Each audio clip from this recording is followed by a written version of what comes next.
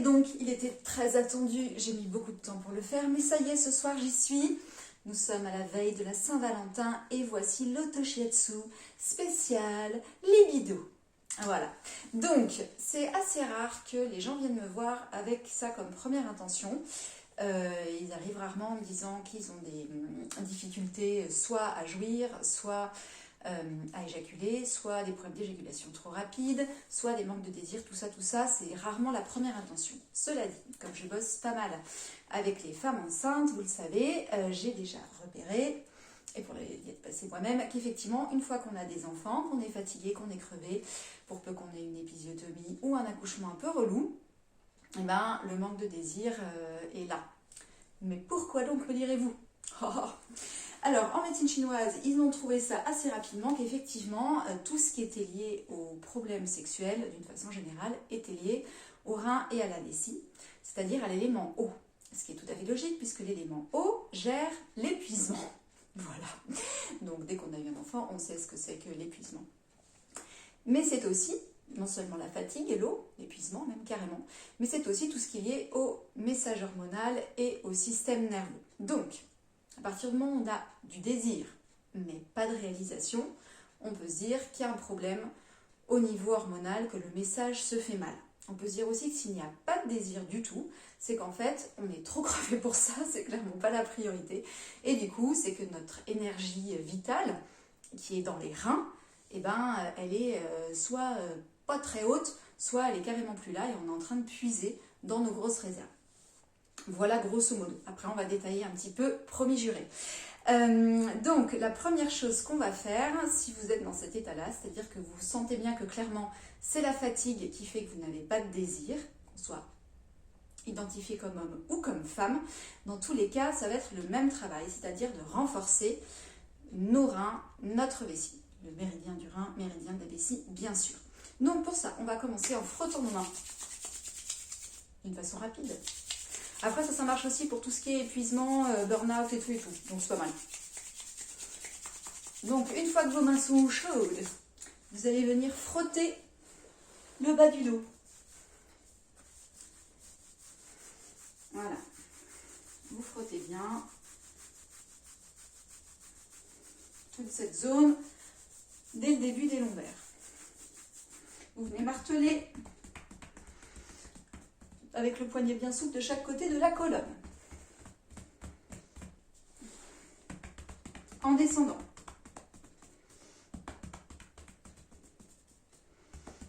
Plusieurs fois. Et vous savez pourquoi les Japonaises ont ces grandes ceintures? C'est aussi pour protéger le bas du dos, protéger les reins, là où est notre ki vital, notre ki source, et le garder bien au chaud. Donc nous, c'est ce qu'on fait là pour renforcer ces reins, renforcer notre ki. Et puis un deuxième exercice qui est très chouette, c'est le mako, donc un exercice présenté par Masunaga qui permet d'étirer, de travailler, plutôt d'énergiser ces deux méridiens rein et vessie. Donc mes orteils sont vers le haut. Vous avez vu, j'ai mis des jolies bougies parce que c'est la Saint-Valentin, c'est romantique. Vous inspirez et vous venez chercher loin, vous lâchez la tête. Si vous n'arrivez pas à aller loin, vous posez simplement les mains sur les genoux, vous lâchez la tête et vous laissez enrouler. Et si vous n'allez pas plus loin, c'est pas grave. Vous détendez bien les bras, par contre vous avez bien les orteils vers le haut. Vous devez sentir que ça tire à l'arrière des jambes, dans le dos, que ça résonne un peu dans les cervicales et vous pouvez visualiser que ça vient jusqu'aux yeux. Et dans cette posture, vous respirez plusieurs fois. Si vous pouvez, vous allez plus loin et vous venez chercher soit le point ici en dessous, rein 1, ce sera mieux, entre peau rouge et peau blanche, entre le deuxième et le troisième orteil à peu près.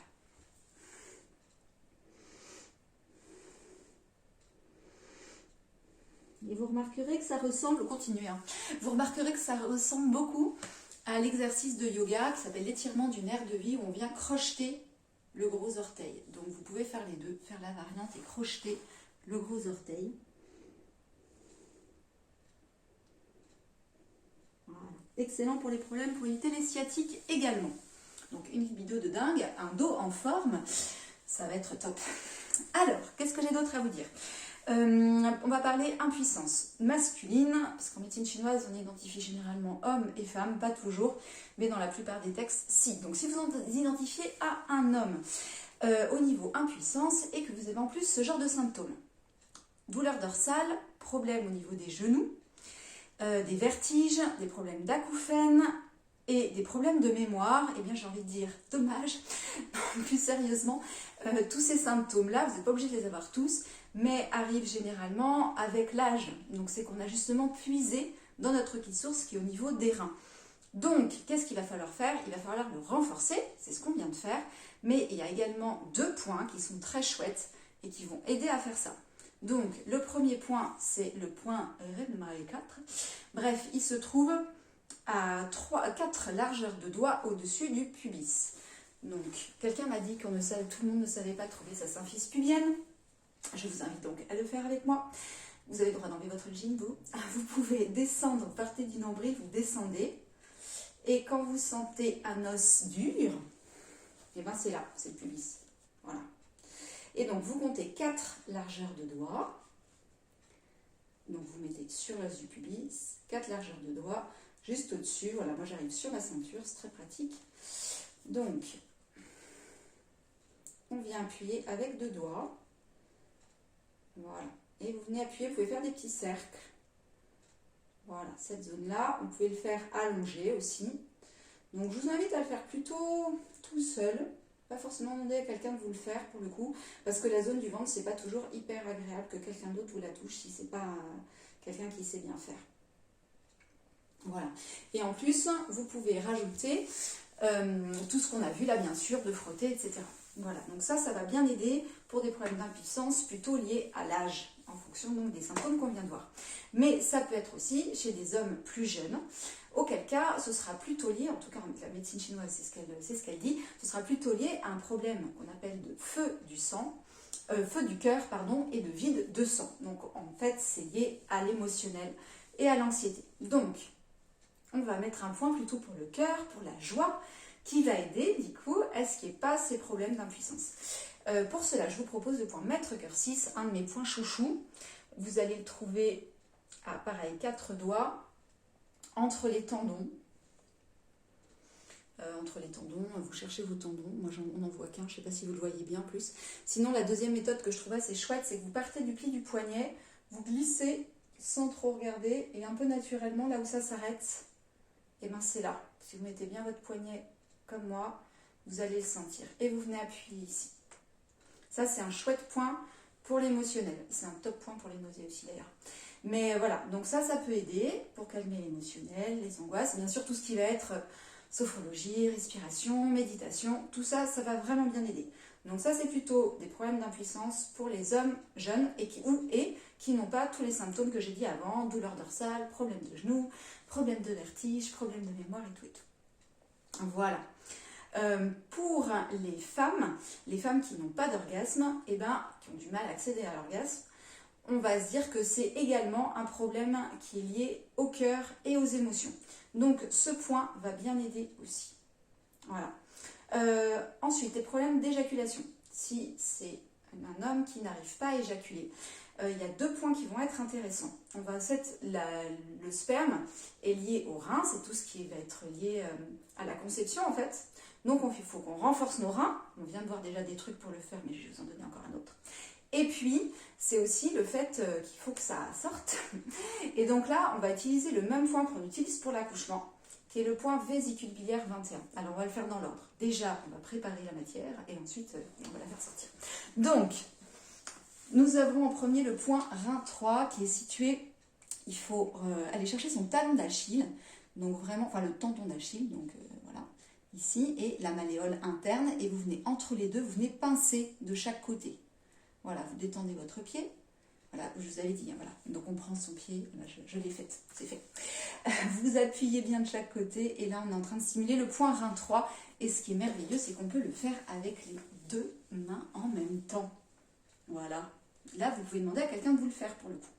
C'est pas forcément hyper agréable, ça pince un petit peu. Et si vous le faites vous-même, vous êtes en train de vous rendre compte que vous êtes obligé d'appuyer un petit peu fort. Enfin, qu'on peut appuyer fort. Je me retiens de faire des remarques salaces toutes les 2 minutes. Hein. J'espère que vous noterez ma tenue, ma rigueur professionnelle. Donc voilà, et donc ensuite on a dit qu'il fallait que ça explose. Donc on va venir avec le bec de grue, donc c'est-à-dire en rassemblant nos doigts. Et on va venir taper. Donc là c'est le trapèze, on est sur le dessus, vous ne posez pas trop de questions. Et vous venez taper sur le dessus. Voilà. Ça fait un petit peu mal, oui. Et c'est super pour les problèmes de trapèze, oui. Aussi. Voilà, même chose de l'autre côté. Donc bien sûr, si vous êtes enceinte, vous y allez mollo, parce que c'est un point qui peut être utilisé voilà, sur les douleurs également. Voilà. Ok, donc on est pas mal, on a réussi à régler les problèmes d'impuissance, les problèmes de manque de désir et les problèmes de libido. Il me semble qu'on a tout, il nous manque la frustration bien sûr. Et oui. Donc la frustration peut être liée à un problème de foie. Le foie qui est trop déséquilibré, on peut dire trop fort, n'importe, mais en tout cas un foie qui ne va pas très bien, peut-être des abus de nourriture, on ne sait pas, ou d'alcool, et du coup qui va venir rendre ce sentiment de frustration important. Alors si vous êtes en train de me dire oui mais non, moi je suis frustrée parce que ma partenaire ne veut jamais que moi je veux, c'est le foie hein, certainement, vous pouvez accuser votre partenaire, mais probablement qu'il y a un petit déséquilibre aussi, voilà, parce qu'on peut se donner du plaisir tout seul également. Donc la frustration se règle notamment avec le point x3, pareil on y va tout doux si on est enceinte, donc c'est entre le gros orteil et le deuxième et vous venez appuyer et chercher, donc entre les deux os et chercher un creux. Vous arrêtez avant que les os se rejoignent, voilà, et vous venez appuyer. Non, parce qu'on peut être triste, on peut être... voilà, on peut être triste, ça peut nous rendre malheureux de ne pas avoir de relation sexuelle avec son partenaire. Mais le sentiment de frustration, de colère qu'il peut y avoir, c'est clairement un déséquilibre au niveau du foie qui n'est pas censé arriver. Donc du coup, ce point-là va vraiment vous aider. Voilà, donc vous pouvez le travailler de façon un petit peu dynamique en appuyant dessus. Et ça fait mal. Voilà. Ça, c'est un chouette point quand on est frustré. Ça va bien aider. Bon, je vous donne que des techniques médecine chinoise hein, pour le moment. Je vous donne rien d'autre. Voilà. Je pense que j'ai tout dit sur ce qui est médecine chinoise. Je vais vous rajouter un petit truc de yoga, mais je vais le faire plutôt à la fin, parce que sinon vous allez tous partir tout de suite. Donc du coup, je vous rajoute quelques petites choses que j'ai glanées à droite, à gauche, pour votre plus grand bonheur. Donc, il y a le super bouquin... Non, d'abord. La première chose à savoir, je pense, qu'on ne sait pas forcément, c'est qu'il y a souvent, donc je parle des couples hétérosexuels, mais une différence de rythme. Donc il est prouvé, c'est pas vrai pour toutes les femmes, mais grosso modo la majorité, que les femmes ont une temporalité différente, c'est-à-dire qu'il faut à peu près 20 minutes pour que le désir se mette en route. Ça ne veut pas dire que toutes les femmes attendent 20 minutes, c'est là ce que je suis en train de dire, mais il faut y penser.